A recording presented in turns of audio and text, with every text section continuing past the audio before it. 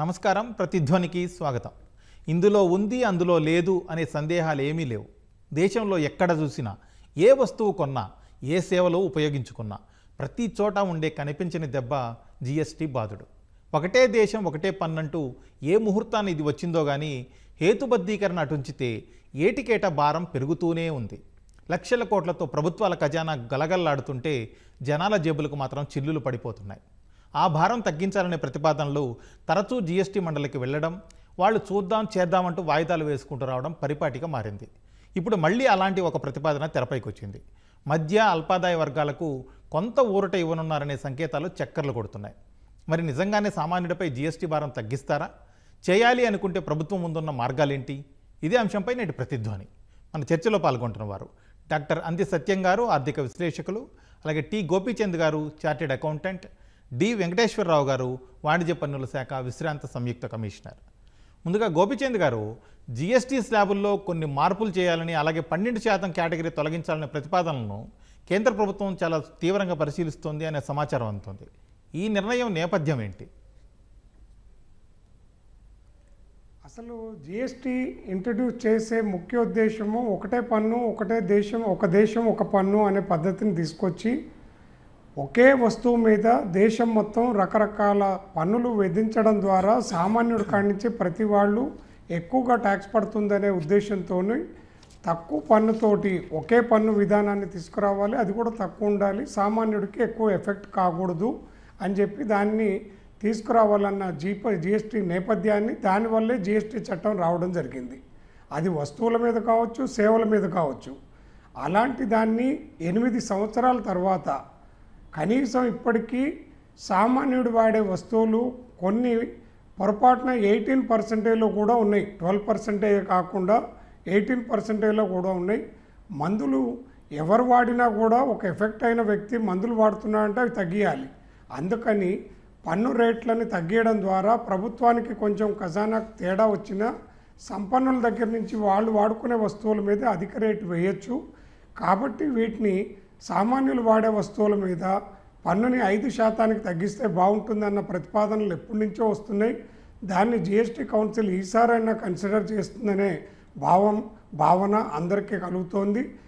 ఆ నేపథ్యంలోనే జిఎస్టీని తక్కువ రేటుతో సామాన్యులకి ఎక్కువ ఇబ్బంది కాకుండా చూడాలనే ప్రభుత్వ లక్ష్యానికి దగ్గరలో ఈ మార్పు రాబోతుంది. నేపథ్యం అది అని నేను అనుకుంటున్నానండి. గోపీచంద్ గారు, ఇన్నేళ్ల తర్వాత ఇప్పటిదాకా బాదుతూనే ఉన్నారు పన్నులు, సామాన్య ప్రజలు చాలా ఇబ్బంది పడుతున్నారు, ట్యాక్స్లు ఎక్కువైపోయాయని. అలాంటి టైంలో ఇన్నేళ్ల తర్వాత కేంద్ర ప్రభుత్వం ఆ దిశగా చర్యలు తీసుకుంటుందని ఏ విధంగా అర్థం చేసుకోవాలి? ఇక్కడ ఇబ్బంది ఏమొచ్చింది అని అంటే, ఈ పన్నుల గురించి ఎక్కువగా తెలిసేది ఆర్థిక విశ్లేషకులకి, తర్వాత ఈ మామూలు చార్టర్డ్ అకౌంటెంట్లు లేదా ట్యాక్స్ కన్సల్టెంట్లకి. వీళ్ళు వెళ్ళి ప్రభుత్వానికి రిప్రజెంట్ చేస్తే మీకేం అవసరం, మీరెందుకు మాట్లాడతారు అని ఆఫీసర్లు అంటూ ఉంటారు. సామాన్యుడికి తను ఏ వస్తువు మీద ఎంత స్లాబ్లో ట్యాక్స్ కడుతున్నాడు అనేది తెలుసుకునే పరిస్థితి లేదు. ఉదాహరణకు ఒక మార్ట్కి ఏదన్నా ఒక చోటుకి వెళ్ళి దాంట్లో రిలయన్స్కో ఎక్కడో కాడికి వెళ్ళి ఏదన్నా సరుకులు కొంటే తనకి ఏ వస్తువు మీద ఎంత జిఎస్టీ పడిందని తెలుసుకోవడానికి చివరికి ఉన్న టోటల్ అమౌంట్ కనపడుతుంది, కానీ ప్రతి ఒక్క వస్తువుకి ఏ పర్సెంటేజ్ పడుతుందో తెలియదు తనకి. దాని మీద వినియోగదారుల మండలి కానీ ప్రజలు కానీ వీటి మీద స్పందించి మాకు ఈ ఐటమ్స్ మీద ఇంత ట్యాక్స్ వేయడం ఏంటి, మేము కూడా ఇంత అమౌంట్ ట్యాక్స్ కట్టడం ఏంటి అని అడిగేందుకు సరైన సంఘాలు, ఫెడరేషన్లు, బిజినెస్ ఫెడరేషన్లు లేకపోవడం దాని ఇబ్బంది. బిజినెస్ ఫెడరేషన్ వాళ్ళు మీరేం కడతలేరు కదా, ప్రజల నుంచే వసూలు చేస్తున్నారు కదా అని వాళ్ళు అంటారు. కాబట్టి అధికారుల మధ్యలో సమన్వయంతో తేడాలో వచ్చిన తప్పే తప్ప ప్రభుత్వానికి ఆ ఉద్దేశం లేదు పేదవాళ్ళని కష్టపెట్టాలని, అలాగే వీళ్ళకి లేదు. ఏ వస్తువుల మీద విలాసవంతమైన వస్తువుల మీద అధిక పన్ను వేసినా తప్పు లేదు. ఓకే, సత్యం గారు, ఇప్పుడు జిఎస్టీ ప్రారంభ సమయంలో అన్న మాట అయితే జిఎస్టీతో అనవసర ఖర్చులు తొలగిపోతాయి, అలాగే ధరలు దిగొస్తాయి అని చెప్పి, అలాగే పేదలకు ఇది లాభం చేకూరుస్తుంది అని కేంద్ర ప్రభుత్వం చెప్పింది. కానీ గత 8 ఏళ్లలో ఇది నిజంగానే జరిగిందా? ఇప్పుడు పరోక్ష పన్నుకున్నటువంటి బ్యాడ్ క్యారెక్టర్ ఏమిటంటే ధనికులు పేదలు కూడా సమానంగానే చెల్లిస్తారు. ఒక 1000 రూపాయల వస్తువు కొంటే నెలకు 1,00,000 రూపాయలు, అది 8-12% ఉందనుకోండి, స్లాబ్లో. రూ. 1,00,000 నెలకు రూ. 1,00,000 వచ్చేవాడు ఎంత చెల్లిస్తాడో నెలకు రూ. 1,000 జీతం వచ్చాడు కూడా అంతే చెల్లించాలి. అంటే the incidence of tax is more on middle class men they are rich. ఇద్దరు రూ. 100 ట్యాక్స్ కట్టినా తక్కువ ఆదాయం మీద భారం ఎక్కువ ఉంటుంది, ఎక్కువ ఆదాయం వచ్చేవాడి మీద తక్కువ భారం ఉంటుంది. చూస్తానికి ట్యాక్స్ సమానంగానే ఉంటుంది. అందుకని ఇండైరెక్ట్ ట్యాక్స్ యొక్క బ్యాడ్ క్యారెక్టరే అది. తర్వాత ఇవాళ జిఎస్టీ తీసుకొచ్చేటప్పుడు బ్రాడ్గా నేషనల్ లెవెల్లో 7 టైప్స్ ఆఫ్ ట్యాక్సెస్ని మెర్జ్ చేసి జిఎస్టీ తీసుకొచ్చారు. రాష్ట్రాల్లో ఉన్నటువంటి ఇండైరెక్ట్ ట్యాక్సెస్ కూడా అన్ని కలిపితే 17 ఇండైరెక్ట్ ట్యాక్సెస్ని కలిపి జిఎస్టీ తీసుకొచ్చారు. తీసుకొచ్చినప్పుడు చెప్పేది ఏమిటంటే వ్యాపారస్తులకేం కన్ఫ్యూజన్ తగ్గుతుంది, తర్వాత ట్యాక్స్ బేస్ విస్తరించడం వల్ల పేదలకు మధ్యతరగతులకు రిలీఫ్ వస్తుందని చెప్పేసి అన్నారు. కానీ ఇవాళ వచ్చేసరికి అసలు ఒక్కొక్క స్లాబులు ఏ వస్తువు ఏ స్లాబులు ఉండాలన్నటువంటి నిర్ణయం గత 8 సార్లు సవరిస్తూ వస్తున్నారు. దరిదాపు 4-5 సార్లు సవరించబడ్డాయి. సవరించబడిన తర్వాత స్టిల్ గోయింగ్ ఆన్. అంటే మధ్యతరగతి వాడే వస్తువులు 28% ఉన్నాయి, రిచ్ క్లాస్ ఆడే వాళ్ళ 12% ఉన్నాయి. ఇట్లా ఇంకా కొనసాగుతున్నాయి. దానివల్ల అక్యురేట్గా మిడిల్ క్లాస్ మీద ఇన్సిడెన్స్ ఆఫ్ ట్యాక్స్ భారం తగ్గాలి, పేదల మీద ఇంకా తగ్గాలి అనేటువంటి కోరిక లేదా ఆబ్జెక్టివ్ నెరవేరట్లేదు. కాబట్టి ఇప్పుడు మళ్ళీ కూడా ఇప్పుడు ఏమంటున్నారు, రేపు 56th రౌండ్ జిఎస్టీ కౌన్సిల్ ఇప్పటికి 55 రౌండ్స్ అయిపోయింది వచ్చినాక ఈ 8 ఏళ్లలో. ఇప్పుడు 56th రౌండ్ సమావేశం జరగబోతుంది ఈ నెలలో. జరగబోయేటప్పుడు ఏమంటారు, వచ్చిన వార్తలు ఏమిటి, 12%ని డిజపియర్ చేసి 1-2 18% జరిపి మిగతా వాటి మీద అసలు పూర్తిగా ఎత్తేయాలని అంటున్నారు. అదేమైనా సెలెక్టివ్గా గూడ్స్ సర్వీసెస్ సెలెక్ట్ చేసుకుంటే అదేమైనా ఉపయోగం ఉంటుందని చూడాలి తప్ప ఇప్పటివరకైతే అక్యురేట్గా వీళ్ళకు భారం దక్కింది వాళ్ళకు భారం పెరిగేదనే లేదు, అందరి మీద భారం పడుతుంది. దానికి ఒక ఎగ్జాంపుల్ చెప్తా. ఎల్ఐసి పాలసీలు ఉన్నాయి, 18% సర్వీస్ ట్యాక్స్ వస్తున్నారు. అది ఫస్ట్ ఎల్ఐసి ప్రారంభమై చైతన్యం ఉన్నప్పుడు ధనికులు చదువుకున్న వాళ్ళు పాలసీలు చేరారు. ఇప్పుడు 40-50 కోట్లకు ఎల్ఐసి పాలసీల సంఖ్య పెరిగింది. ఇప్పుడు గ్రామాల వాళ్ళు, మిడిల్ క్లాసు, లోయర్ క్లాస్ వాళ్ళు కూడా ఇన్సూరెన్స్ పే చేస్తున్నారు. ఇప్పుడు లేటుగా పే చేసే వాళ్ళ మీద 18% జిఎస్టీ. గతంలో ఒక 10 ఏళ్ళు 20 ఏళ్ల ముందర ఏది లేదు. కాబట్టి ఈ విధంగా కాలాన్ని బట్టి కాలం గడుస్తుంటే అది పేదల మీద మధ్యతరగతుల మీద వద్దని మనం స్పీచ్ ఇచ్చినా అక్కడికి వచ్చేవరల్లా వాళ్ళ మీద ఆ భారం పడేటువంటి అవకాశం ఇవాళ కనపడుతుంది. కాబట్టి వీటిని రేషనలైజ్ చేయాల్సినటువంటి అవసరం అయితే ఉంది రాడికల్ గా. ఓకే, ఇంతకుముందు గోపిచంద్ గారు మాట్లాడుతూ కేంద్ర ప్రభుత్వానికి అయితే ప్రజల మీద ఎక్కువ భారం వేయాలనే ఉద్దేశం ఉండకపోవచ్చు, మధ్యలో ఉన్న అధికారులు లేకపోతే ఇతరుల ద్వారా ఇలాంటివన్నీ జరుగుతున్నాయి అన్నారు. నిజంగా కేంద్ర ప్రభుత్వానికి అలాంటి ఉద్దేశం లేకపోతే 8 సంవత్సరాలు గడుస్తున్నా మీరన్నట్టుగా 55 జిఎస్టీ మండల సమావేశాలు జరిగిన తర్వాత కూడా ఈ పేదలు కొనే వస్తువులన్నీ 12% లేదా 18% ఉన్నాయంటే ఆ ఉద్దేశం లేకపోతే అలా కొనసాగిస్తారంటారా? ప్రభుత్వం చెప్పింది నిజం కాదండి. ఎందుకంటే జిఎస్టీ ప్రవేశపెట్టినప్పుడు 80,000, 90,000, 1,00,000 కోట్లు మనకు జిఎస్టీ రూపంలో వచ్చేది. మొన్న మే నాడు 2,37,000 కోట్ల జిఎస్టీ వచ్చింది ఒక నెలలోనే. అంటే ఇంత 2.5 రెట్లు ఎందుకు పెరిగింది అనుకున్నప్పుడు ఖచ్చితంగా ఒకటి నెట్వర్క్ పెరిగి ఉండొచ్చు, అంటే ఎక్స్టెండ్ అయి ఉండొచ్చు ట్యాక్స్ బేసు. కానీ దానివల్లనే కాదు, ఇప్పుడు ఉన్నటువంటి జిఎస్టీ పరిధిలో ఉన్నటువంటి అన్ని వర్గాల మీద ఆ భారం పడుతూ ఉంటే అది తగ్గించలేదు కాబట్టి అట్లా పెరుగుతుంది. అది తగ్గిస్తే కొంత డిలీట్ అయి ఉండేది. కాబట్టి ఇవాళ ఉన్నటువంటి పరిస్థితుల్లో ఆ తర్వాత ఇంకోటి కామన్ మ్యాన్కి ఎవరికి కూడా అసలు కొంటున్నటువంటి వస్తువు మీద జిఎస్టీ అనేది ఒకటి ఉన్నది అనేది కూడా తెలియదు. మనం కట్టే ధరలో కూడా ఇది వాల్యూ ఆఫ్ లేదా ప్రైస్ ఆఫ్ కమోడిటీ అనుకుంటున్నాం తప్ప దీంట్లో ట్యాక్స్ రేట్ ఉందనే తెలియదు. కాబట్టి ఇవాళ ఉన్నటువంటి ఈ పరిస్థితుల్లో ట్యాక్స్ రేటు ఎక్కువయ్యి అసలు వాల్యూ ఆఫ్ ప్రొడక్ట్ తక్కువ అయ్యి ఉండేటువంటి పరిస్థితి కూడా ఉంది. కాబట్టి ప్రభుత్వం అది తీసుకొచ్చినట్టు మాట చెప్పినా ఇప్పటికల్లా అన్నమాట ప్రకారం రేషనలైజ్ చేస్తే న్యాయం జరుగుద్ది. వెంకటేశ్వరరావు గారు, ఇప్పుడు ఒకటే దేశం ఒకటే పన్ను అంటూ తీసుకొచ్చిన ఈ జిఎస్టీతో అసలు ఎన్ని స్లాబులు ఎందుకు అవసరం అంటారు?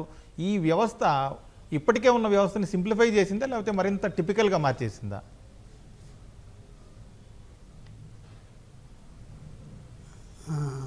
ముందుగా మనం తెలుసుకోవాల్సింది ఏంటంటే జిఎస్టీ ఒక దేశం ఒకే పన్ను అనే దాని సూత్రాన్ని ఖచ్చితంగా ఇంప్లిమెంట్ చేస్తూ ఉంది. ఎందుకంటే జిఎస్టీ రాకముందు ప్రతి రాష్ట్రం కేంద్రం రకరకాల ఇండైరెక్ట్ ట్యాక్స్ పరోక్ష పన్నులు వేసాయన్నమాట. మొదటగా రాష్ట్రం తీసుకుంటే వ్యాట్ వేసేది, లగ్జరీ ట్యాక్స్ వేసేది, ఎంటర్టైన్మెంట్ ట్యాక్స్, ఇలా రకరకాల పరోక్ష పన్నులు ఉండేవన్నమాట. ప్రతి పన్నుకి కూడా పన్ను చెల్లించే వాళ్ళు రిజిస్ట్రేషన్ చేసుకోవటం, ప్రతి రాష్ట్రంలో రిజిస్ట్రేషన్ చేసుకోవటం, అట్లనే సెంట్రల్కి పే చేయాల్సినటువంటి సెంట్రల్ ఎక్సైజు సర్వీస్ ట్యాక్స్ కోసం అక్కడ రిజిస్ట్రేషన్ చేసుకోవటం, ఇలాగా కంప్లైన్స్ బర్డెన్ చాలా ఎక్కువగా ఉండేదన్నమాట. ఫస్ట్ బేసిక్గా ఆ కంప్లైన్స్ బర్డెన్ తగ్గించడానికి దేశం మొత్తం ఒకటే రకమైనటువంటి ట్యాక్స్ని పరోక్ష పన్నుని ఇంట్రొడ్యూస్ చేయడానికి ఈ జిఎస్టీని తీసుకొచ్చి రాబడింది అనమాట. జిఎస్టీ ఒకటే పన్ను అని ఎందుకంటామంటే దేశంలో ఎక్కడికి వెళ్ళినా వస్తువుల మీద సేవల మీద జిఎస్టీ ఉంటుంది, మరో రకమైన పరోక్ష పన్ను ఎక్కడా ఉండదు. కాబట్టి ఒకే దేశం ఒకే పన్ను. ఇంకొకటి తీస్తే అయితే వెంకటేశ్వరరావు గారు ఒక వస్తువు మీద ఒక వెంకటేశ్వరరావు సర్వీస్ మీద ఒక rate of tax. Okay sir, ఒక రేట్ ఆఫ్ ట్యాక్స్ అదంతా ఓకే, దేశం ఒకటే పన్ను అదంతా ఓకే.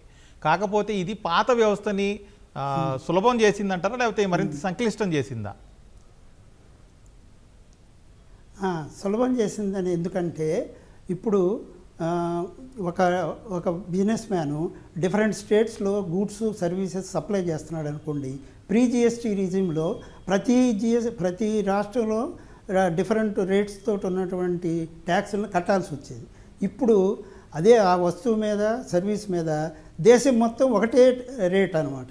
ఇప్పుడు 5% గూడ్స్ కానీ సర్వీసెస్ కానీ ఉంటే దేశం మొత్తం మీద ఎక్కడైనా కానీ ఆ 5% ఉంటుంది. ఒక రాష్ట్రంలో 5%, ఇంకో రాష్ట్రంలో 12% ఉండదన్నమాట. సో ఒకే దేశం ఒకే పన్ను అనేది ఈ రకంగా కూడా సాకారమైందనమాట. ఓకే వెంకటేశ్వరరావు గారు, మీరు చెబుతున్న దాని ప్రకారం ఒకే దేశం ఒకే పన్ను అనేది వ్యాపారులకు ఓకే, ఖచ్చితంగా సాకారమైంది. వ్యాపారులకు ఓకే, ప్రభుత్వానికి ఓకే, కానీ పేద ప్రజల సంగతి ఏంటి? పేద ప్రజలకు కూడా మనకు ఐదు ట్యాక్స్ ల్యాబులు ఉన్నాయి కదా. 5% ఉన్నాయి, తర్వాత 12, 18, తర్వాత హయ్యర్ అండ్ గూడ్స్ అంటే కార్లు, టొబాకో ప్రొడక్ట్స్ మీద 28% ఉన్నాయి. దాంతోపాటు ఈ సెస్ కూడా ఉంది స్టేట్స్కి కాంపెన్సేషన్ ఇవ్వడానికి. కానీ ఇంకా కొన్ని చాలా గూడ్స్కి ఎగ్జంప్షన్ ఉన్నాయి, ఎగ్జంప్టెడ్ గూడ్స్ ఉన్నాయి. ఇప్పుడు చాలా కామన్ మ్యాన్ అంతకుముందు వ్యాట్లో ఉండేటువంటి ఎగ్జంప్షన్లు ఏవైతే ఉన్నాయో అవన్నీ కూడాను జిఎస్టీలోకి తీసుకొచ్చాయి. చాలా గూడ్స్ ఎగ్జంప్టెడ్ గూడ్స్ ఉన్నాయి. అట్లనే 5% గూడ్స్లో చిన్న వాళ్ళకి మనం వాడేవాళ్ళు, లో ఇన్కమ్ గ్రూప్ వాళ్ళు, మిడిల్ ఇన్కమ్ గ్రూప్ వాడేవాళ్ళు, వాళ్ళకు నిత్యం వాడే సరుకుల మీద కానీ వస్తువుల మీద సేవల మీద ఓన్లీ 5% ఉంది. కాబట్టి అది ఎక్కువ అయింది అంతకుముందు దానికంటే ప్రీ జిఎస్టీ రెజిమ్ కంటే అనేది మనం చెప్పడానికి లేదు.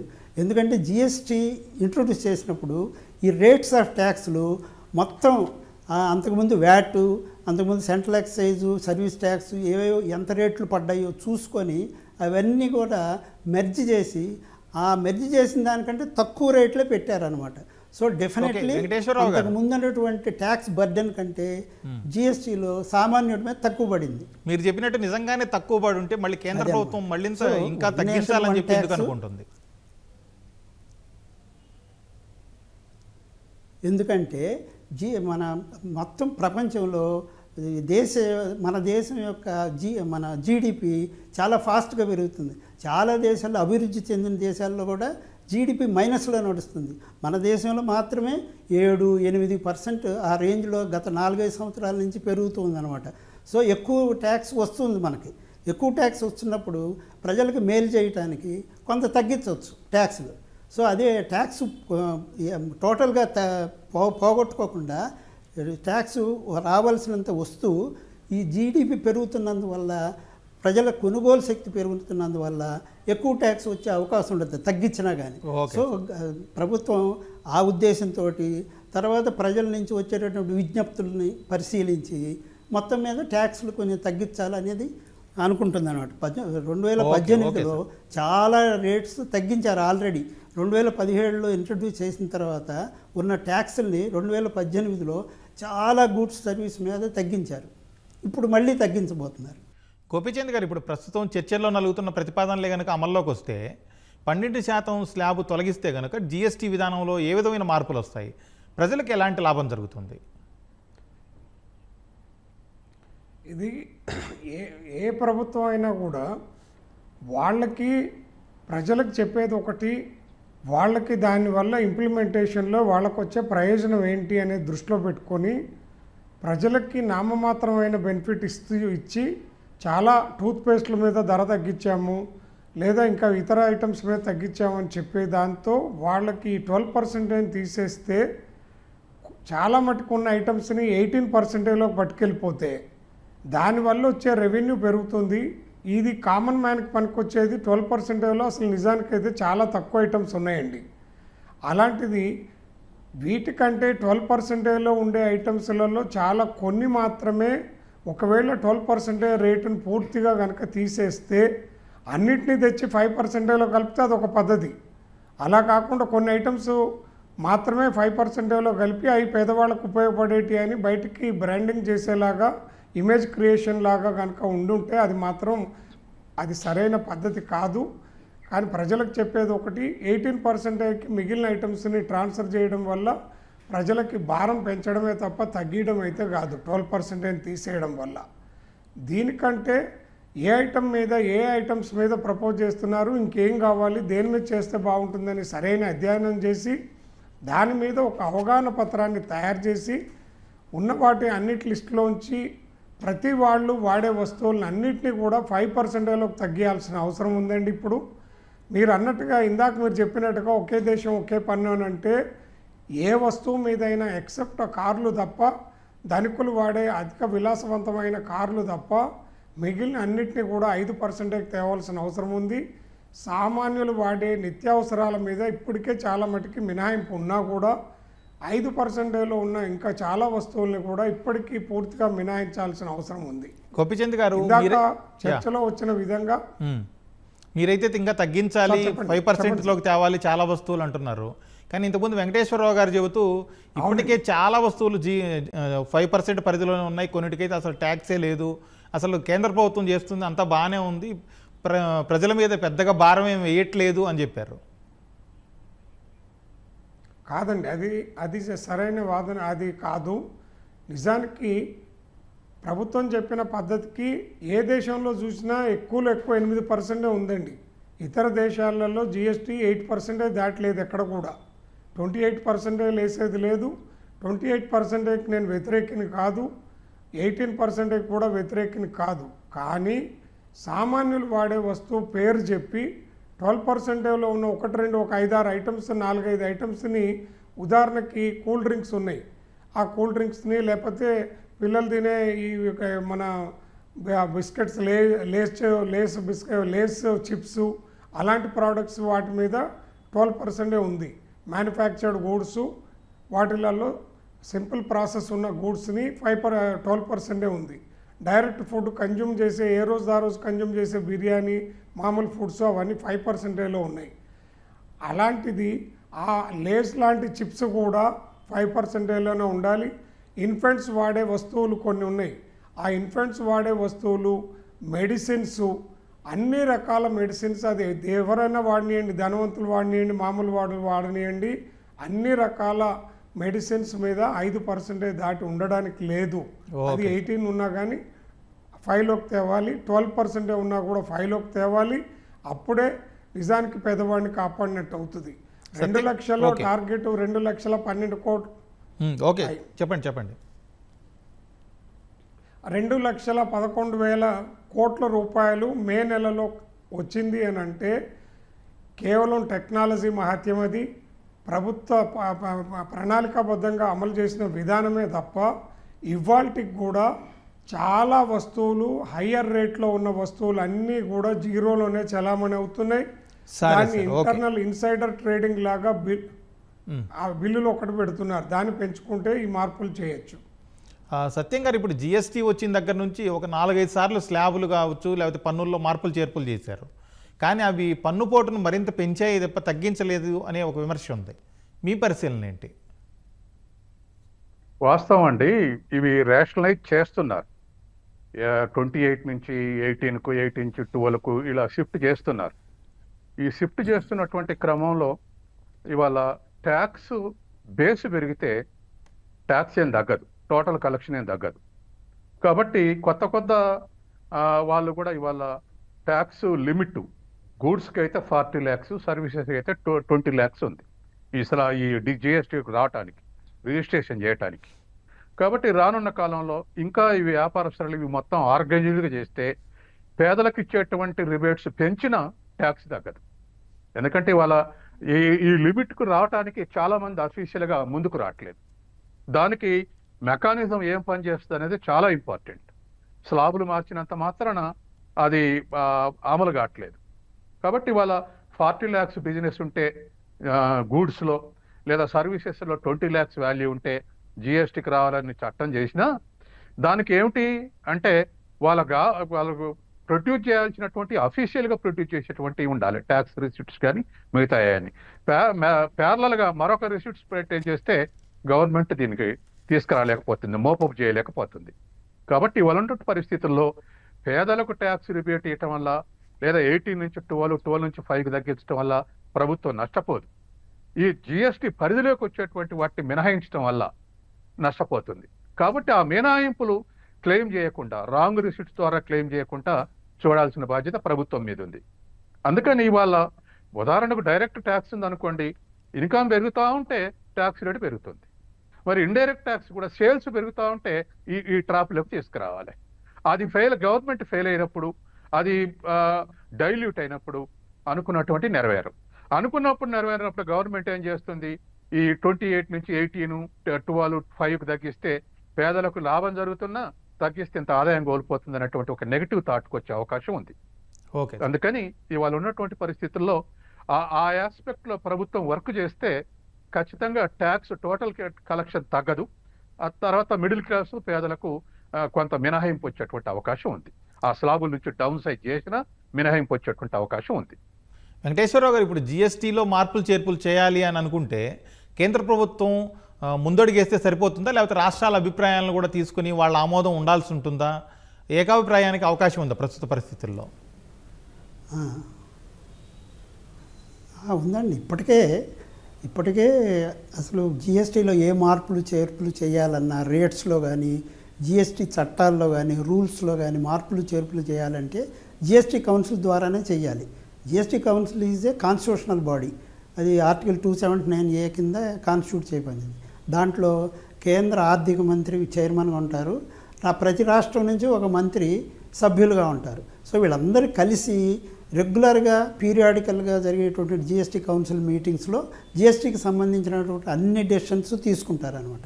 సో ఇది రాష్ట్రాలు కేంద్రం ఏకాభిప్రాయానికి వచ్చిన తర్వాతనే జిఎస్టీలో ఏమైనా మార్పులు చేర్పులు వస్తాయి, including rates of tax. So మనం కేంద్రం ఏకపక్షంగా ఎప్పుడూ వెళ్ళదు. 2017 నుంచి ఇప్పటి వరకు అన్ని జిఎస్టీ కౌన్సిల్ మీటింగ్స్లో ఏకాభిప్రాయం ద్వారానే ఈ డెసిషన్స్ తీసుకోబడ్డాయి. సో జిఎస్టీ కౌన్సిల్కి సంబంధించిన విధి విధానాల్లో ఓటింగ్ పెట్టాలి, మెజారిటీ 75% మెజారిటీ తోటి ఆ ఓటింగ్లో తీర్మానాలు పాస్ చేయాలి అని ఉన్నా కానీ కేంద్రం ఇవి సఖ్యతతోటి, కోఆపరేషన్ తోటి వాళ్ళు ఏకాభిప్రాయాన్ని సాధించుకొని జిఎస్టీని ముందుకు తీసుకెళ్తూ ఉన్నారు. ఇప్పుడు కూడా జిఎస్టీ రేట్లు తగ్గించాలన్నా కానీ, ఇంకా కొన్ని రేట్లకి కొన్నిటికి ఎగ్జంప్షన్ ఇవ్వాలన్నా కానీ, 18 నుంచి 12, 12 నుంచి 18 అనేవి చేయాలన్నా కానీ సోషియో ఎకనామిక్ కండిషన్స్ని దృష్టిలో పెట్టుకొని రాష్ట్ర ప్రభుత్వాల అభిప్రాయాలను కూడా కన్సిడరేషన్లో తీసుకొని ట్రేడు, బిజినెస్ వాళ్ళ దగ్గర నుంచి కూడా ఫీడ్బ్యాక్ తీసుకొని ప్రజల యొక్క విజ్ఞప్తులను కూడా పరిశీలించి ఏకాభిప్రాయం వచ్చిన తర్వాతనే ఈ రేట్లు తగ్గించడం జరుగుతుంది. ఎక్కువ చేసేటప్పుడు కూడా ఇదే ఉంటుంది. కాబట్టి కేంద్రం ఎప్పుడు ఏకపక్షంగా వెళ్తుందని అనే మాట కరెక్ట్ కాదు. ఏకపక్షంగా వెళ్తుంది అనడం లేదు సార్. ఏకపక్షంగా వెళ్లకుండా రాష్ట్ర ప్రభుత్వాలు ప్రస్తుత మార్పులు చేర్పులకి ఆమోదించే అవకాశాలు, ఏకాభిప్రాయం చెప్పే అవకాశాలు ఎంతవరకు ఉన్నాయి అంటున్నాం. ఎందుకంటే ఇప్పుడు ఈ రేట్ ఆఫ్ ట్యాక్స్ ఒకటి తగ్గించారనుకోండి 12 నుంచి, అది ఎంత మేరకు ఎఫెక్ట్ అవుతుంది రెవెన్యూస్ మీద, ఎంత మేరకి కన్జ్యూమర్స్కి వీళ్ళకి ఎంత మేరకు బెనిఫిట్ జరుగుతుంది, ఇవి పరిశీలించిన తర్వాతనే వాటిని అప్రూవ్ చేస్తారు. అది ప్రతి రాష్ట్రం కూడా తన అభిప్రాయాన్ని చెప్తుందన్నమాట. అసలు బేసిక్గా మనం జిఎస్టీ కౌన్సిల్ ప్రవేశపెట్టడానికి ముందు కౌన్సిల్ అరవింద్ సుబ్రహ్మణ్యం అని అప్పుడు chief economic adviser to government ఉండేవాడు. ఆయనకి ఒక కమిటీ ఫామ్ చేసి ఈ రేట్స్ ఎలా ఉండాలి జిఎస్టీ కిందనో కమిటీని వేశారు అప్పుడు ప్యానెల్. ఆ ప్యానెల్ ఏం రికమెండ్ చేసిందంటే ప్రీ జిఎస్టీ కౌన్సిల్ కంటే జిఎస్టీ వచ్చిన తర్వాత రెవెన్యూలో పడిపోతే స్టేటు సెంటర్ చాలా ఇబ్బందులు ఎదుర్కొంటాయి కాబట్టి రెవెన్యూ న్యూట్రల్ రేట్ అనేది ఒకటి డిజైన్ చేశారు. ఆ రెవెన్యూ న్యూట్రల్ రేటు 17-18% ఉండేదన్నమాట. 15-16% మధ్యలో ఉండేది. కానీ ఒకటే రేటు ఉండటం అనేది ఎప్పుడు హర్షణీయమే. కానీ మనం ఉన్న సోషల్ ఎకనామిక్ కండిషన్స్ బట్టి డిఫరెంట్ మల్టిపుల్ రేట్స్, పూర్ పీపుల్కి వాడే వస్తువులు సేవలకి తక్కువ రేటు, లగ్జరీ గూడ్స్ వాడే వాళ్ళకి సెపరేట్ హయ్యర్ రేట్స్, ఇవనేది ఈ కాన్సెప్ట్ని దృష్టిలో పెట్టుకొని అరవింద్ సుబ్రహ్మణ్యం గారు ఏం చేశారంటే రెవెన్యూ న్యూట్రల్ రేట్ 15% అయినా కానీ ఒక lower rate of 12%, higher rate of 18%, తర్వాత ఈ సిన్ గూడ్స్ అంటాం మనం టొబాకో కానీ వీటి టొబాకో మీద, తర్వాత లగ్జరీ గూడ్స్ ఆఫ్ కార్లు వీటి మీద అది 40% వేయాలని సూచించారు. అవి దృష్టిలో పెట్టుకొని ఇది 4%, 5%, 12, 18 అవి చేశారు. అవి చేసిన తర్వాత అది వర్కౌట్ అవుతూ వచ్చింది. కానీ నేను చెప్పినట్టు ఇందాక ఈ రెవెన్యూస్ పెరిగే కొంది కొంతలో కొంత తగ్గించుకుంటూ కొంత ఇది చేసుకుంటూ రావాలి. ఎందుకంటే బేసిక్గా ఈ కన్జ్యూమర్కి వెళ్ళేటటువంటి గూడ్స్లో తక్కువ ఉండటం కరెక్టే, కానీ మోస్ట్ ఆఫ్ ది గూడ్స్ మార్కెట్లో వెళ్ళే బిజినెస్ టు బిజినెస్ ట్రేడ్ జరిగేటటువంటి వాటిలో ఇంటర్మీడియట్స్, రా మెటీరియల్స్ ఇవన్నీ ఉంటాయి అన్నమాట. వాటిలో ఎక్కువ తక్కువలో ఉన్నా కానీ ఇన్పుట్ ట్యాక్స్ రూపంలో అవి న్యూట్రలైజ్ అయిపోతాయి, అవి బయటికి రావన్నమాట. గోపిచంద్ గారు, ఇప్పుడు రోజువారీ జీవితానికి అవసరమైన కొన్ని సేవలు కావచ్చు లేకపోతే వస్తువుల మీద 18% అంటేనే సామాన్యుడికి చాలా భారం. అలాంటిది కొన్ని వస్తువుల మీద ఇప్పటికి కూడా 28%లో ఉన్నాయి. అలాంటి వాటి మీద ఎందుకు సరిగా చర్చ జరగడం లేదంటారు? అంటే సాధారణంగా మనము సామాన్యులు వాడే వస్తువుల మీద 28% లేదండి. సామాన్యులు వాడే వస్తువులు కాకుండా విలాసవంతమైన వస్తువుల మీద, ధనికులు వాడే వస్తువుల మీదే నిజానికి 28% ఉంది. మీరు అన్నట్టుగా గోపిచంద్ గారు, అయితే 28% వాడిన పేదలు 28% పరిధిలో ఏ ఏ వస్తువులు ఉన్నాయండి? అవునండి, ముఖ్యంగా ఈ కార్లు ఉన్నాయండి. కార్లు ఆల్ కార్స్, మోటార్ వెహికల్స్ అన్నీ కూడా, అంటే 2 వీలర్ కాదండి, 4 వీలర్. 4 వీలర్ మొత్తం కూడా 28%లో ఉన్నాయి. అవి కాకుండా ఈ టైల్స్, అంటే మొత్తము ఫ్లోరింగ్ టైల్స్ కానీ లేకపోతే కన్స్ట్రక్షన్ మెటీరియల్లో వాడే లగ్జరీ ఐటమ్స్ మాత్రమే 28%లో ఉన్నాయి. నేను గోపిచంద్ గారు, అంటే ఫ్లోరింగ్ టైల్స్ కూడా లగ్జరీ మెటీరియల్ గా చూస్తారంటారా? ఇప్పుడు కాలంలో ప్రతి ఒక్కరు చిన్న స్థాయి ఇల్లు కట్టుకున్నా కూడా టైల్స్ వేసుకునే పరిస్థితి ఉంది. పదే ఫ్లోర్లు వేసుకునే పరిస్థితి. గ్రానైట్ ఎందుకు వాడతారండి? గ్రానైట్ కాదండి, టైల్స్. గ్రానైట్ వాడరు కదా. టైల్స్ గ్రానైట్ టైల్స్ వరకు టైల్స్ 18%లో ఉన్నాయండి. ఓకే. గ్రానైట్ నేను చెప్పబోయింది ఇందాక గ్రానైట్. ఓకే. గ్రానైట్ కానీ లేకపోతే ఎక్కువ కాస్ట్లీ ఉండే ఐటమ్స్ మాత్రమే దాంట్లో ఉన్నాయి. ఒక 5-6 ఐటమ్సే దాంట్లో ఉన్నాయండి. ఆ 28%లో ఉండే ఐటమ్స్ చాలా తక్కువ. ఓకే. ఉదాహరణకి ఆ బటరు అలాంటి దాంట్లో 28%లో మొలాసిస్, అంటే లిక్కర్లో వాడేటి, ఇలాంటి 28%లో ఉన్నాయి. నిజానికి షుగర్ కూడా దాంట్లోనే ఉందండి. తర్వాత ఫుడ్ ఫ్లేవరింగ్ మెటీరియల్, చూరన్, అంటే పాన్లు గుట్కాలు తయారు చేసేటివి ఉన్నాయి కదండి, ఆ ఐటమ్స్ అన్నీ 28%లో ఉన్నాయి. ఉండాల్సిందే. ఓకే. ఆ గుట్కాలని నివారించాలి అంటే అవి ఉండాల్సిందే. అయితే నేను నా ఒక ప్రపోజల్ ఏంటి అని అంటే, ఎలా అయితే liquor, diesel, petrol out side GST పెట్టారో, ఈ 28%లో ఉండే ఐటమ్ ఏదైతే లగ్జరీ ఐటమ్ ఉందో దాన్ని కూడా అవుట్ సైడ్ జిఎస్టీలోకి, నాన్ జిఎస్టీలోకి తీసుకుంటే 18 అనేది లేకుండా మధ్యంతరంగా ఒక 8% కనుక ఒకటే పన్ను రేటు కనుక తీసుకొస్తే దానివల్ల చాలా ఉపయోగం అవుతుంది. చాలామంది వ్యాపారులు ఎక్కువ రేటు ఉండే వస్తువుల మీద బిల్లింగే సరిగ్గా చేయట్లేదు కాబట్టి ఎన్ఫోర్స్మెంట్ డైరెక్టరేట్ ద్వారా దాని మీద సరైన చర్యలు తీసుకుంటే ప్రభుత్వ ఆదాయం బాగా ఉంటుంది. దానివల్ల సామాన్యులకు వేసే పన్నుల్ని తగ్గించి ఎక్కువ వస్తువుల మీద పన్ను మినహాయింపు లేదా 5% శాతంలోకి తగ్గించే అవకాశం ఉందండి. Okay sir. సత్యం గారు, ఇప్పుడు జిఎస్టీలో మరో అర్థం కాని విషయం ఏంటంటే ఒకే రకమైన వస్తువుల మీద వేర్వేరు పన్నులు ఎందుకు? అసలు కొన్ని ఉదాహరణలు చూస్తే హోటల్లో తింటే ఒక రేటు, ఇంటికి తెచ్చుకుంటే ఇంకొక రేటు, అలాగే వెన్న వేస్తే ఒక రేటు, వేయకపోతే ఇంకొక రేటు, ఇట్లా రకరకాలుగా ఉన్నాయి. ఎందుకు ఇలా జరుగుతుందంటారు? ఒకటండి, మన ప్రోడక్ట్లో ఉండేటువంటి డిఫరెంట్ కాంపోనెంట్స్, అన్ని కాంపోనెంట్స్ ఒకే స్లాబ్లో లేవు. వెన్న ఒక స్లాబులు ఉంటుంది, పిండి ఒక స్లాబులు ఉంటుంది, ఆ తర్వాత మూలకారకాలు అసలు 0 లెవెల్ ఉంటుంది వ్యవసాయ ఉత్పత్తి అయి ఉంటే. కాబట్టి ఏ కాంపోనెంట్స్ ఎంత శాతం వాడతారనేది బట్టి ఒక ప్రోడక్ట్ వాల్యూ యాడ్ అవుతుంది. అయితే ఇవాళ ఉన్నటువంటి పరిస్థితుల్లో సర్వీస్ వాల్యూ ఎక్కువ ఉంటుంది, ఫిజికల్ ప్రొడక్ట్ వాల్యూ తక్కువ ఉంటుంది. ఈ కాంపోనెంట్ మనకు జీడిపిలో కూడా అవుపడుతుంది. ఇవాళ మన జీడిపి దరిదాపు $4.2 ట్రిలియన్. దీంట్లో అరౌండ్ 60% సర్వీస్ సెక్టార్ నుంచే వస్తుంది. సర్వీసెస్ యొక్క వ్యాలిడీ ఎట్లుంది. అందుకే హోటల్లో ₹30 ఇడ్లీ జొమాటో దానో స్విగ్గీ దానో తెప్పించుకుంటే అది ₹50 కావచ్చు. అంటే సర్వీస్కి యాడ్ అయితే ఇవాళ ట్యాక్స్ టోటల్గా కన్జ్యూమర్ మీద పడుతుంది. అయితే దీనికి మ్యాక్సిమం లిమిట్ ఉండాలండి. మన దేశంలో 28% వాళ్ళ మ్యాక్సిమం లిమిట్ స్లాబ్. ప్రపంచంలో 181 దేశాల్లో 140 దేశాల్లో జిఎస్టీ అమలు జరుపుతున్నారు. మ్యాక్సిమం రేట్ ఉన్నది ఇండియానే. 140 దేశాల్లో హైయెస్ట్ స్లాబ్ 28% ఉన్నది ఇండియానే. 27% తోటి అర్జెంటీనా సెకండ్ పొజిషన్లో ఉంది. ఈవెన్ డెవలప్డ్ కంట్రీస్ యూకే తర్వాత ఫ్రాన్స్ కూడా హైయెస్ట్ స్లాబ్ 20%.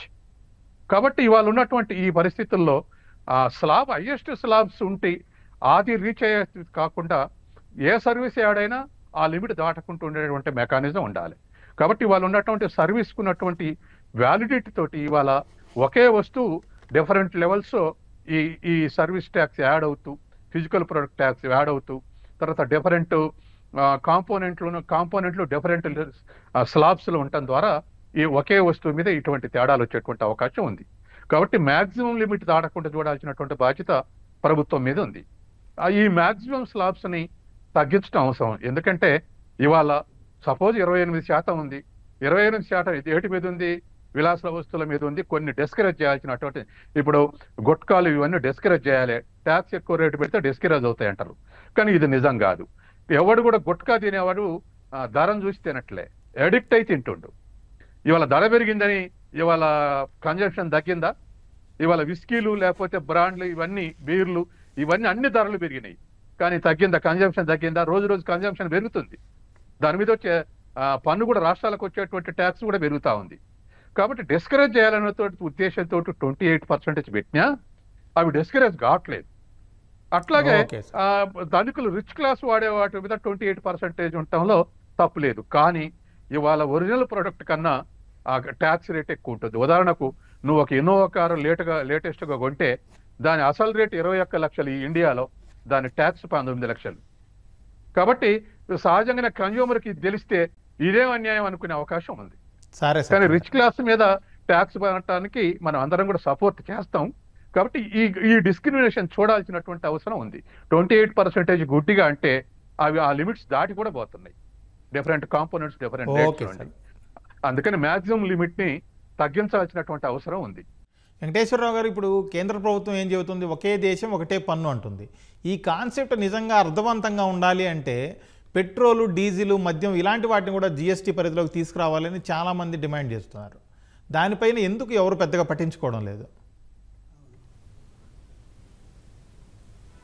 అంటే ఇది కేంద్ర దృష్టిలో ఉంది ముందు నుంచి. అంటే జిఎస్టీ కౌన్సిల్ దృష్టిలో, కేంద్రం దృష్టిలో కూడా ఉంది. మద్యము, లిక్కరు, అదే పెట్రోలియం ప్రోడక్ట్సే కాకుండా ఎలక్ట్రిసిటీ, రియల్ ఎస్టేటు వీటిని కూడా జిఎస్టీ పరిధిలోకి తీసుకురావాలని చాలామంది కోరుతున్నారు. ఆర్థికవేత్తలు కూడా సూచిస్తున్నారు. ఎందుకంటే జిఎస్టీ అనేది ఒకటే పన్ను, ఒకటే దేశం ఒకటే పన్ను అనే కాన్సెప్టే కాకుండా it by way of input tax credit అన్ని సర్వీసెస్ని, అన్ని గూడ్స్ని మీద పడేటటువంటి ట్యాక్స్ని ఒక రేషనలైజ్ చేసేసి ట్యాక్స్ ఆన్ ట్యాక్స్ అనే కాన్సెప్ట్ లేకుండా చేస్తుందన్నమాట. ఫర్ ఎగ్జాంపుల్ ఇప్పుడు ఈ పెట్రోలు, డీజిల్ దీంట్లో తీసుకొచ్చారనుకోండి జిఎస్టీలోకి. ఇప్పుడు పెట్రోలు, డీజిల్ మీద కట్టినటువంటి జిఎస్టీని పెట్రోలు, డీజిల్ ఉపయోగించి తయారు చేసే వస్తువుల మీద వేసే పన్నులో నుంచి మినహాయిస్తారు. సో ఆ బెనిఫిట్ పాస్ ఆన్ అవుతుంది కిందకి. సో ఈ ఇన్పుట్ ట్యాక్స్ క్రెడిట్ అనేది చాలా ముఖ్యం అనమాట జిఎస్టీ స్ట్రక్చర్లో. ఇన్పుట్ ట్యాక్స్ క్రెడిట్ అన్నిటికీ, అన్ని వస్తువులకు, అన్నిటి సేవలకు రావాలంటే అన్ని వస్తువులు, అన్ని సేవలు దీంట్లో తీసుకురావాల్సిన అవసరం ఉందన్నమాట జిఎస్టీ. ఇది అందరికీ తెలుసు. కానీ ది పాయింట్ ఏంటంటే ఈ పెట్రోలు, డీజిలు ప్లస్ మద్యము ఇవి రాష్ట్రాలకి చాలా ఎక్కువ రెవెన్యూ తీసుకొచ్చేటటువంటి వస్తువులు అనమాట. పెట్రోల్, డీజిల్ నుంచి మద్యం కలిపి దగ్గర 40% మొత్తం ట్యాక్స్ రెవెన్యూలో వస్తుందన్నమాట ఈ రెండు వీటి నుంచి. అందుకని ఇది వీళ్ళు చాలా భయపడుతున్నారు రాష్ట్రాలు. అది సడన్గా తగ్గిపోతే దాంట్లో నుంచి రెవెన్యూ, మా ఆర్థిక పరిస్థితి ఏమవుతుంది అనేది అది తెలుస్తున్నాయి. ఎందుకంటే జిఎస్టీ ఇంట్రొడ్యూస్ చేసినప్పుడు రాష్ట్రాలు చాలా విముఖంగా ఉన్నాయి. దీనివల్ల ట్యాక్సులు పడిపోతాయా, మా ఆర్థిక పరిస్థితి ఏమవుతుంది అంటే గవర్నమెంట్ యొక్క ప్రోగ్రామ్స్ కానీ డెవలప్మెంటల్ యాక్టివిటీస్కి సరిపోయిన నిధులు సమకూరుతాయా జిఎస్టీ కింద అనే భయం ఉండేది. అప్పుడు కేంద్ర ప్రభుత్వం ఏం చేసిందంటే కాంపెన్సేషన్ ఇస్తాము, 14% గ్రోత్ ప్రతి సంవత్సరము మీకు ఎష్యూర్ చేస్తున్నాము చెప్పండి. అలాగే ఇప్పుడు జిఎస్టీలో 14% గ్రోత్ తోటి మీకు జిఎస్టీలో సామాన్యులు వాడే వస్తువులు, సేవల మీద పన్ను రేట్ల సమీక్షకు ఒక స్థిరమైన లేకపోతే పారదర్శకమైన వ్యవస్థ ఏర్పాటు చేయడం ఎంతవరకు సాధ్యం అంటారు? ఇప్పుడున్న వ్యవస్థ స్థిరమైనదే, పారదర్శకమైనది. ఇప్పుడున్న వ్యవస్థ ఏమిటంటే GST council is the apex body. GST council ఈ రికమెండేషన్స్ కేంద్ర రాష్ట్ర ప్రభుత్వాలు శిరోధార్యంగా భావిస్తాయి అన్నమాట. ఎందుకంటే దాంట్లో రాష్ట్రాల రిప్రజెంటేషన్ ఉంది, కేంద్రం రిప్రజెంటేషన్ ఉంది. జిఎస్టీ కౌన్సిల్ కూడా చాలా డెలిబరేషన్ చేసిన తర్వాతనే అది కూడా పారదర్శకంగా చేస్తారు. ముందే జిఎస్టీలో కౌన్సిల్లో పెట్టబోయేటటువంటి ఎజెండా రిలీజ్ అవుతుంది, దాని మీద చర్చలు జరుగుతాయి. ఇండస్ట్రీ, ట్రేడ్, కన్జ్యూమర్ బాడీస్ అన్నీ కూడా వాటి యొక్క ఇది చెప్తాయి, అభిప్రాయాలు చెప్తాయి. రాష్ట్రాలు వాటి అభిప్రాయాలు చెప్తాయి. ఈ అభిప్రాయాల్లో తమ రెవెన్యూ ఏ మేరకు ఎఫెక్ట్ అవుతుంది, బెనిఫిట్ కన్జ్యూమర్కి కానీ వాళ్ళకి ఎట్లా పోతుంది అనేది ఉంది. అందుకని GST council is already there as a transparent body and authorised apex body under constitution. ఇంకా సపరేట్గా ఇంకో బాడీ పెట్టి జిఎస్టీ కౌన్సిల్ని కాదని పెట్టే పరిస్థితి లేదు.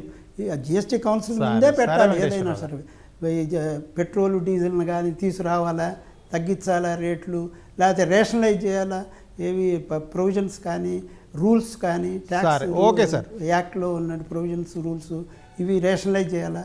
అది అట్లా GST council is the transparent body and it is the authorised body. Gopichand garu, ఇప్పుడు చిన్న వ్యాపారులు, ఎంఎస్ఎంఈలకు సంబంధించి జిఎస్టీ భారం తగ్గించడానికి ప్రభుత్వం ఎలాంటి చర్యలు తీసుకోవచ్చు అంటారు? లేకపోతే పన్ను ఎగవేతలు పెరిగే ప్రమాదం లేదంటారా? ఇది చిన్న వ్యాపారులనే కాదండి, 8 సంవత్సరాల నుంచి జిఎస్టీని అమలు చేసినప్పుడు వ్యాపారస్తులు, సర్వీస్ ప్రొవైడర్స్ ఎదుర్కొంటున్న సమస్యలు ఏంటి, ఆ సమస్యలని కాంప్లైంట్స్ లెవెల్ని, ఆ కాంప్లైంట్స్లో వచ్చిన ఇబ్బందుల్ని తొలగించడానికి ప్రభుత్వ పరంగా చాలా చర్యలు చేపట్టాల్సిన అవసరం ఉంది. ఉదాహరణకి GSTR-1 అనే ఒక రిటర్న్ ఫైల్ చేయడము, ఒకవేళ కొన్ని రోజులు లేట్ అవుతే దానికి లేట్ ఫీజు సిస్టంలోనే ఆటోమేటిక్ క్యాల్కులేట్ చేస్తే అప్పుడే వాళ్ళు కట్టేసి నెక్స్ట్ మంత్లో కట్టేస్తారు. 7 ఏళ్ల క్రితంది ఇప్పుడు వచ్చి GSTR-1 అప్పుడు లేట్ ఫైల్ చేశారు, ఇప్పుడు ఇంట్రెస్ట్ కట్టండి అంటే వాళ్ళు బాధపడుతున్నారు. అలాగే రిటర్న్స్ ఫైల్ చేసే విధానంలో కానీ RCM అనేది ఒకటి ఉందండి, రివర్ ఛార్జ్ మెకానిజం అనేది ఒకటి ఉంది. ఆ రివర్ ఛార్జ్ మెకానిజంలో మొదట్లో కొన్ని అనుమానాలు, తర్వాత ఇబ్బందులు, అపోహలు ఉండడం వల్ల కొందరు కట్టలేకపోయారు. ఇప్పుడు కడితే అది రిలీఫ్ వస్తుందా రాదా, అది క్రెడిట్ వస్తుందా రాదా అనే విషయంలో క్లారిటీ లేకపోవడం వల్ల వ్యాపారస్తులలో గందరగోళం ఏర్పడింది. మీరు అడిగినట్టుగా MSMEలు, చిన్న వ్యాపారులు ఈ GST కాంప్లైంట్స్ని సరిగ్గా చేయడానికి ప్రభుత్వ పరంగా ఏం చేస్తే బాగుంటుందన్న మీరు అడిగిన ప్రశ్న చాలా మంచిదండి. ఇందాక మన చర్చలో వచ్చినట్టుగా సర్వీస్ ప్రొవైడర్ అయితే, సర్వీసెస్కి అయితే 20 లక్షల లోపల వాళ్ళు ట్యాక్స్ అక్కర్లేదు, 40 లక్షల గూడ్స్లో డీల్ చేసే వాళ్ళకి 40 లక్షల లోపల అయితే GST రిజిస్ట్రేషన్ అక్కర్లేదు అనేది ఎలా ఉందో, అలాగే కంపోజిషన్ స్కీమ్ ఒకటి ఉందండి. కాంపోజిషన్ స్కీమ్లో 40 లక్షల లోపల GST రిజిస్ట్రేషన్ ఉన్నవాళ్ళు 1% ట్యాక్స్ కడితే చాలు, వాళ్ళకి ఇన్పుట్ ట్యాక్స్ క్రెడిట్ రాదు. ఆ 40 లక్షలని ₹1 కోటి దాకా కనుక తీసుకెళ్తే చిన్న వ్యాపారులు అలాగే ఎంఎస్ఎంఈలు. దానివల్ల జిఎస్టీ కాంప్లైంట్స్ ప్రతి నెల ఫైల్ చేయాల్సిన అవసరం లేకుండా, ఐటీసీని రికన్సిల్ చేసుకోవాల్సిన అవసరం లేకుండా వాళ్ళు దాంట్లోంచి రిలీవ్ అయ్యే అవకాశం ఉంది. జిఎస్టీ కాంప్లైంట్స్ నుంచి ఎక్కువ ఇబ్బందులకు గురి కాకుండా వాళ్ళు వేరే ఎంప్లాయీని పెట్టుకోకుండా. అందుకని దీన్ని వీలైతే ₹1 కోటి దాకా తీసుకెళ్ళాలి. పాతగా ఉన్న ఈ ఇబ్బందులన్నింటినీ రిటర్న్స్ ఫైల్ చేసిన దాంట్లో కానీ ఇప్పటి వరకు ఏర్పడ్డ ఇబ్బందుల మీద సరే సార్, ఓకే, కమిటీలను వేసి రిప్రజెంటేషన్ తీసుకుని వాటికి పరిష్కారం చేయాల్సిన అవసరం ఉందండి. దానివల్ల చిన్న వ్యాపారులకి, ఎంఎస్ఎంఈలకి లాభం జరుగుతుంది. సత్యం గారు, ఇప్పుడు ప్రజల అవసరాలు ఏంటి, ద్రవ్యోల్బణం ఎలా ఉంది అనే డేటా ప్రభుత్వం దగ్గర ఎప్పటికప్పుడు ఉంటుంది సమాచారం. ఆ ప్రకారంగా ఆటోమేటిక్గా పన్నుల్లో మార్పులు చేయవచ్చా, చేయలేరా? అది ఇన్కన్సిస్టెంట్కి దారి తీస్తుందండి. ఇప్పుడు సపోజ్ ఒక సంవత్సరం కింద 8% ఇన్ఫ్లేషన్ ఉంది. ఒక 3 months 4 months బ్యాక్ 5.4% ద్రవ్యోల్బణం ఉంది. ఇప్పుడు 3.73 కూడా ద్రవ్యోల్బణం తగ్గింది. ద్రవ్యోల్బణం తగ్గింది కాబట్టి ట్యాక్స్ రేట్ పెంచినా పెద్ద భారం అనిపించదు అన్నట్టుకు వీల్లేదు. లేదా ద్రవ్యోల్బణం బాగా ఎక్కువ ఉంది కాబట్టి ప్రజల మీద భారం పడుతుంది, ద్రవ్యోల్బణం ట్యాక్స్ రేట్ తగ్గిస్తానికి ట్యాక్స్ రేట్లో మార్పు తీసుకొచ్చి ద్రవ్యోల్బణంలో మార్పు తీసుకురావటం కన్నా మానిటరీ పాలసీ ద్వారా ఈ మార్పులు తీసుకొస్తుంది. అంటే మనకి ఇప్పుడున్నటువంటి రిజర్వ్ బ్యాంక్ యొక్క రీపర్చేజింగ్ ఆఫీస్ అంటే రెపో రేట్లో మార్పు తీసుకురావటం, బ్యాంకుల దగ్గర సిఆర్ఆర్ రేట్లో మార్పులు, నగదు నిల్వల నిష్పత్తిలో మార్పు తీసుకురావటం, క్రెడిట్ రేషియోలో మార్పు తీసుకురా, ఇటువంటి అన్నిట్లో మార్పు తీసుకురావటం ద్వారా ద్రవ్యోల్బణాన్ని కంట్రోల్ చేసేటువంటి అవకాశం ఉంది. కాబట్టి మనకు ఇవాళ ప్రజలు బాగా ద్రవ్యోల్బణంతో బాధపడతారు అనుకోండి, అప్పులు ఇచ్చేది తగ్గుద్ది, క్రెడిట్ తగ్గుద్ది, బ్యాంకులు ఇచ్చే క్రెడిట్ తగ్గుద్ది. అంటే బ్యాంకుల దగ్గర క్యాష్ ఎక్కువ పెట్టుకోవాలి, ఇచ్చే క్రెడిట్ తగ్గిస్తారు. రిజర్వ్ బ్యాంక్ చర్యల ద్వారా ఆ మార్పులు వస్తాయి. కాబట్టి ఫిజికల్ పాలసీస్ ద్వారా కన్నా మానిటరీ పాలసీస్ ద్వారా ఇటువంటి కంట్రోల్ చేస్తుంటది ద్రవ్యోల్బణం పెంచడం, తగ్గించడం అనేది. ట్యాక్స్లో మార్పు తీసుకొస్తే ఒకసారి ట్యాక్స్ తగ్గినాక మళ్ళీ పెంచడం, లేదా ట్యాక్స్ పెంచినాక మళ్ళీ తగ్గించడం, ఇదంతా ఇన్కన్సిస్టెన్సీకి దారితీస్తుంది. కాబట్టి ఆ జోలికి ప్రభుత్వాలు పోవు, మానిటరీ పాలసీస్ ద్వారానే వీళ్ళని కంట్రోల్ చేయడానికి ప్రయత్నం చేస్తుంది. ఓకే, వెంకటేశ్వరరావు గారు, ఇప్పుడు మీరు ఇంతకుముందు చెప్పినట్టుగా పెట్రోల్, డీజిల్ లేకపోతే లిక్కర్ ప్రోడక్ట్స్ ఇలాంటి వాటి మీద ట్యాక్సులు తగ్గించడానికి లేకపోతే జిఎస్టీ పరిధిలోకి తీసుకురావడానికి రాష్ట్ర ప్రభుత్వాలు అంగీకరించడం లేదు అన్నారు. ఆ మేరకు ఎక్కడైతే లోటు ఏర్పడుతుందో దాన్ని భర్తీ చేస్తామని కేంద్ర ప్రభుత్వం హామీ ఇచ్చి రాష్ట్రాలను ఒప్పించే అవకాశం లేదంటారా? ఒప్పించవచ్చు, కానీ అప్పుడు జిఎస్టీ రేట్ కూడా ఇప్పుడు రాష్ట్రాలు ఏవైతే వేస్తున్నాయో పెట్రోల్, డీజిల్ మీద, వీటి మీద, అంటే మద్యం ఫ్రమ్ ది బిగినింగ్, ఇప్పుడు స్వాతంత్రం రాకముందు నుంచి అది రాష్ట్రాల పరిధిలోనే ఉంది. ఎందుకంటే అసలు సేల్స్ ట్యాక్స్ మొదలు పెట్టడానికి ఆద్యుడు రాజాజీ గారు, అది 1929లో ప్రొహిబిషన్ పెట్టినప్పుడు మద్యం నుంచి వచ్చే ఆదాయాన్ని కోల్పోయింది అప్పుడు మెడ్రాస్ స్టేట్. అప్పుడు సేల్స్ ట్యాక్స్ కొన్ని వస్తువుల మీద వేశారనమాట. సో మద్యం అనేది అప్పటి నుంచి కూడా రాష్ట్రాల పరిధిలోనింది. తర్వాత ప్రొహిబిషన్ ఎత్తేయడం, మద్యం నుంచి ఆదాయాలు రావడం జరుగుతూ వచ్చిందనమాట. ఇప్పటికీ కూడా మనం జిఎస్టీ ఇంట్రడ్యూస్ చేసేటప్పుడు చేసినటువంటి కాన్స్టిట్యూషనల్ అమెండ్మెంట్స్లో మద్యాన్ని తీసుకొస్తాం జిఎస్టీలో అని లేదు, కానీ పెట్రోల్, డీజిల్ని మాత్రం తీసుకొచ్చారు, కాన్స్టిట్యూషనల్గా తీసుకొచ్చారు. కానీ రాష్ట్రాల విజ్ఞప్తి మేరకి దాన్ని పోస్ట్పోన్ చేశారు. ఈవెన్ నౌ రాష్ట్రాలు ఏ రోజైతే వాటికి అంగీకారం చేస్తాయో అప్పుడు వెంటనే పెట్రోల్, డీజిల్ని తీసుకొచ్చేయచ్చు. అయితే రాష్ట్రాలు ఇందాక చెప్పినట్టుగా దాని రెవెన్యూ లాస్ వస్తుంది అనేటువంటి భయాలు రాష్ట్రంలో ఉంది. ఈవెన్ సెంటర్ కూడా పెట్రోల్, డీజిల్ మీద వచ్చేటువంటి ఎక్సైజ్ డ్యూటీస్లో లాస్ వస్తుంది. దాన్ని లాస్ని నివారించి రెవెన్యూ న్యూట్రల్ చేయడానికి జిఎస్టీ రేట్ చాలా ఎక్కువ చేయాలి. లేదా మనకి ఇప్పుడు జిఎస్టీ కాంపెన్సేషన్ ట్యాక్స్ వేసినట్టుగా అట్లాగా వెంకటేశ్వరరావు గారు, ఓకేనండి, టైం అయిపోయింది, కంక్లూడ్ చేద్దాం. అలాగా దానికి కాంపెన్సేషన్ ఇవ్వడానికి ఓకే సార్, ఇది వాళ్ళ ప్రతిధ్వని. నమస్కారం. కాంపెన్సేషన్ ట్యాక్స్ ఏదో